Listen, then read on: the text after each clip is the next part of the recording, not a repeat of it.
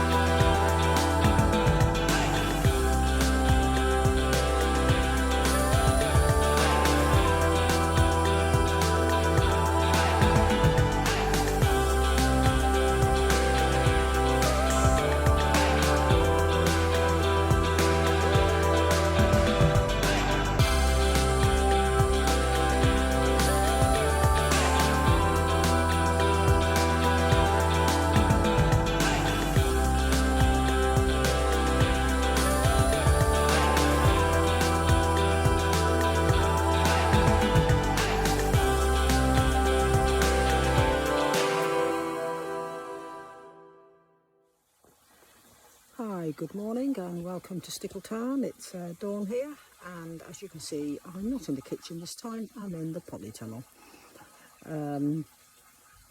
It's a nice, well, mild day, not hot, it's nice and mild. The rain has eased off the past few days, which is quite good, so which means getting things done outside. Right, the boys are up the back there, they're just finishing off putting the gantry over the boy buffalo shelter. So I've got a bit of peace and quiet down this end. I don't know if you can just see them over there in the background, probably not now, too far away. So I'm down here in the polytunnel. I've been doing some clearing and seed sowing and everything, and cracking on with that. It's Mother's Day here in the UK, so happy Mother's Day to all the mums out there. I hope you're having a good day, and I hope you're being spoiled rotten, and appreciation is being shown for all that you do. Anyway, let me just show you some bits of what's going on here in the polytunnel. I'll turn the camera around. Right, first off I'll show you, I started, I've mentioned in a couple of my videos I've been sorting out seeds. This box here is my herb seeds, so they're all labelled. I've got them all in alphabetical order as well, so the little packets are all closed in. And these boxes, I've got 3 of them. I've got 2 for veg and this one for herbs. I need to get another one for my flower seeds, and these boxes all live in the house. Got nice little carry handles, lid all closes down. And this morning I've been making a start with some of the herbs. I want to try and get some of all the herbs sown today, and so I'm doing that. This is my mix that I make up for sowing seeds in. And it's basically a mix of, if I show you, the coir blocks which come dry, and you add 3 litres of water to that, and it makes up 58 litres or something of compost. But coir, of course, hasn't really got any nutrients, so I do have, as you can see, bags of compost here, and I always keep one tipped into a bucket. So my seed mixture is half coir and half of that compost, and it's an organic all plant compost, but I find for seeds, if it's a half and half, then that's a fairly good mix. And then for planting on, I will generally use just that. First planting on, I will use the compost, and then second planting on, I haven't got a tub made up yet, but I shall have a tub made up of, it'll be a mixture of that compost and some compost from the compost heap, and that's how I sort of stage things on. Right, so these are some cuttings I took a little while ago, and it looks like they might be taken because the leaves are actually opening. and I've got 2 pots of these, and these are from the blue sausage fruit bush. These are my winter chrysanthemums that I cut back and grew on over winter. Well, autumn chrysanthemums they were, yeah. These are a thornless blackberry that came on my garden club subscription. There was 3, but that really cold snap, that's one of my blueberry cuttings.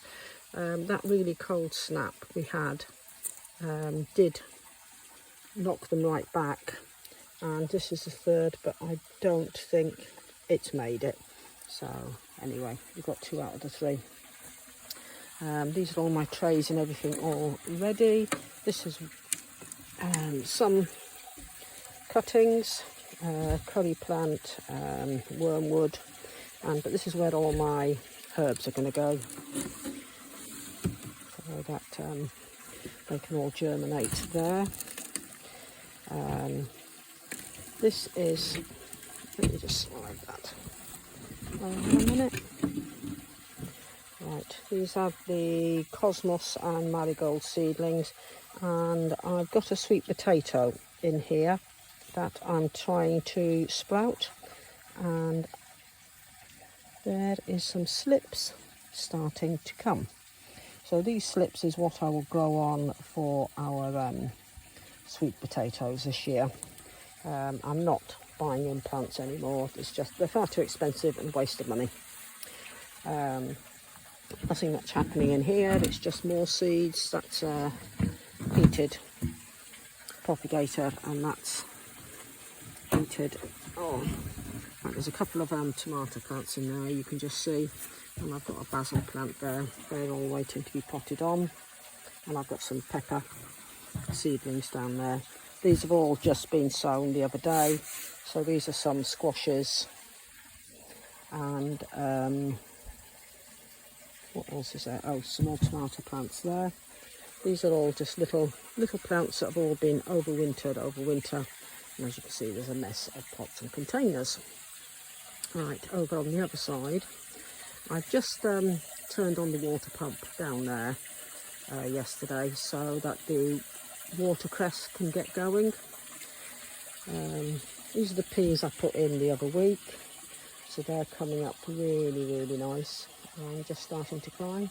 And behind them, I don't know how well you can see, let me come on this side. There's a few weeds in there, but we'll ignore them.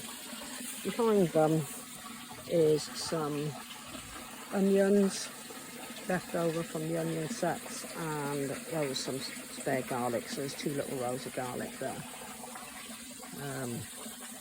These have been overwintered in here, and they're just coming back into growth, so they need cutting back, and there's fuchsias in there as well, so they need cutting back and put fresh compost in. Celery all along the back. A few things of potatoes here. These were some that was in the cupboard that was starting to sprout, so I put them in. And these are the purple salad potatoes with purple flesh, and I've got another basket of them to make up. I'm not putting potatoes in the ground, it's just not worth it, they take up too much space. This is cauliflower. There's a few red onions there along the edge growing, but yeah, we've got cauliflower, we've got 2 different sorts of broccoli on the go, Swiss chard, and some turnips, spinach, and I've got a few celeriacs there. All of this end is just waiting to be cleared now. There's some beetroot left there, and yeah, and then that'll all be dug over and manured, etc. Now this brings me on to the point of what we're not going to be growing this year. I'm not growing any more Swiss chard. We don't really eat it, we prefer spinach, so I'm just not growing Swiss chard anymore. Well, not this year anyway. We're also We're also not growing any aubergines. We don't particularly like them, we don't really eat them, so we're not going to be growing them anymore. I'm not doing chilies this year because we've still got lots of chilies in the freezer, so I don't see the point in growing any more. I'm trying to think, what else are we not growing this year? I think that's sort of the main things. We're sticking very much to what we like, what will grow well here. So I think just about everything else, you know, will grow fine. I'm just heading over to the other polytunnel now. So there's not a vast amount happening in here. I was hoeing all this yesterday, and so I started getting the pots out ready for the tomato plants, because the tomatoes are over this side of the tunnel this year. That side I will use for peppers and cucumbers and things like that. The iceberg lettuces are starting to really heart up nice, so that's quite good. We've still got some rocket. I gave that a bit of a haircut yesterday. I've uncovered the mushroom beds, but there's no sign of anything happening yet.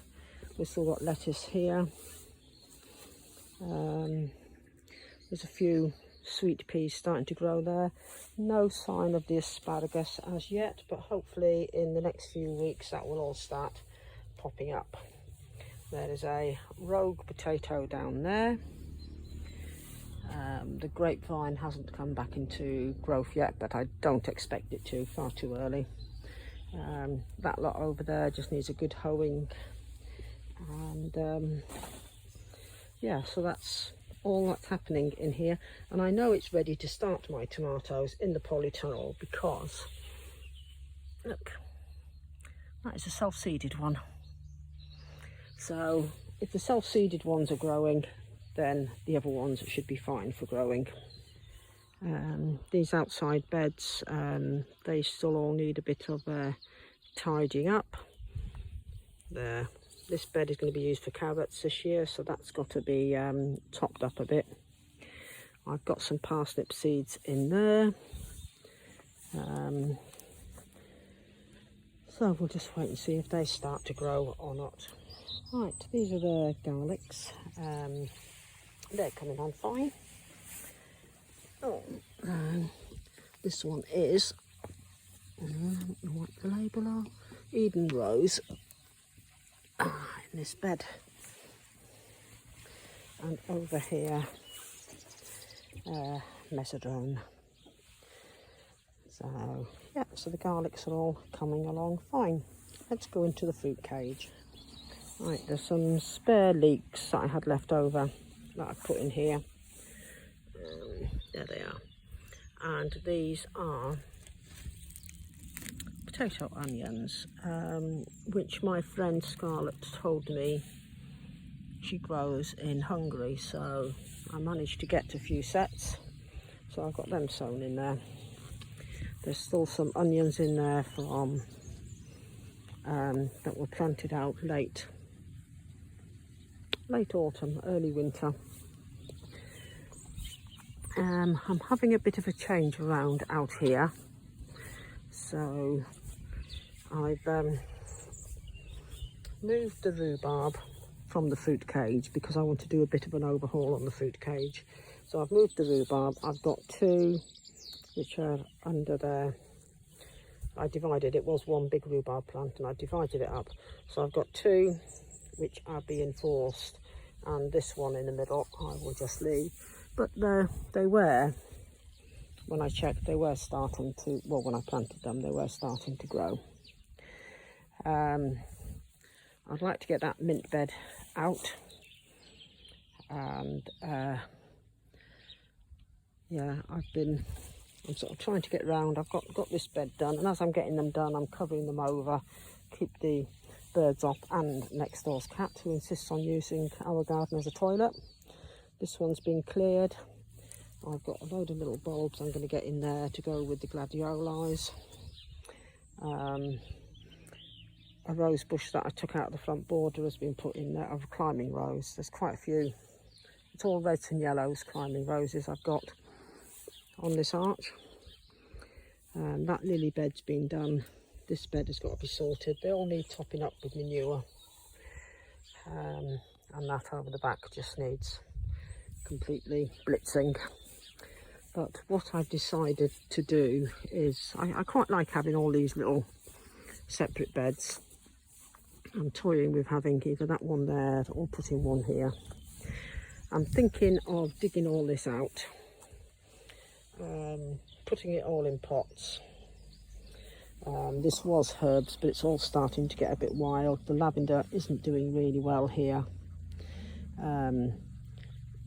Yeah, so I'm thinking of digging it all out, putting some membrane down and a load of gravel, and then just have pots of herbs sitting on the gravel. That's the citrus trees that were hit badly in the winter, and my peach tree, which is in flower, so that seems to be doing okay. Strawberries doing okay. We've lost a few, but I've got some spares I can put in, and I'm just waiting to see which of the citrus will come back and which won't, and whichever won't, I will start getting replacements for. So yeah, I've got to finish clearing all these weeds off here. Now, as weather has permitted, I've been getting into the fruit cage and starting to do some major overhaul. And as you can see, I've been ripping up a lot of the ground covering. I used to always keep it topped up with bark chips, and then of course we had 2 winters where I wasn't well and it wasn't kept up with the weeding all last year, and it just became like this. So I've been clearing it all out, and I've decided I'm not going to wood chip it again at the moment, not this year anyway. I'm going to just try and deal with any weed seeds that are on the surface. But the gooseberry here, which has been pretty neglected, that is coming on fine. Now that's where the rhubarb was, and as you can imagine, that was one big rhubarb plant here, and it was swamping everything out. So I'm going to put a fresh bit of membrane down there to cover up that hole. This one is a red currant. Now each year I have an issue with, I think it's called gooseberry sawfly, and it's not even gooseberry because it's whatever it is, it affects all these four fruit bushes here, which are red currants and gooseberries, and they end up losing all their leaves. So I must look that up to see what that is and what I can do with it. This is my tayberry. I'm a bit ahead of myself this year because I have got it all tied in and tidy, so it's growing along these runners. I've got another gooseberry bush there which seems to be doing fine, and that one seems to be doing fine. This was a strawberry bed. I'm going to take out what's left in strawberries in here, empty it out completely. These are raspberries. My plan is I'm going to take the pallet collars out, and I'm going to build a scaffold board bed right along here for the raspberries. And I've got a few more raspberries there, and I'm going to take out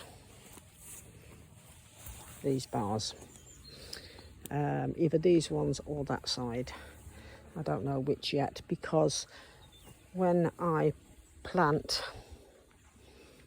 fill that bed there completely with raspberries, it'll be one solid bed. The walk-through bit is going to have these cross members, so I'm going to have to do something about that. But yeah, all of this has got to come up. The cherry trees, I really don't know what to do about these because they were sold to me as dwarfs. But look at them. They're absolutely massive, and they keep pushing up through the fruit cage. So, but they're good fruiters. So I don't know what to do. I really am undecided what to do about these. I do keep pruning the tops off, but yeah, I don't know. Any suggestions? Short of taking them out completely, but oh, I don't know. We've got to keep them in a fruit cage. We've got so many birds around here, we'd end up with no fruit.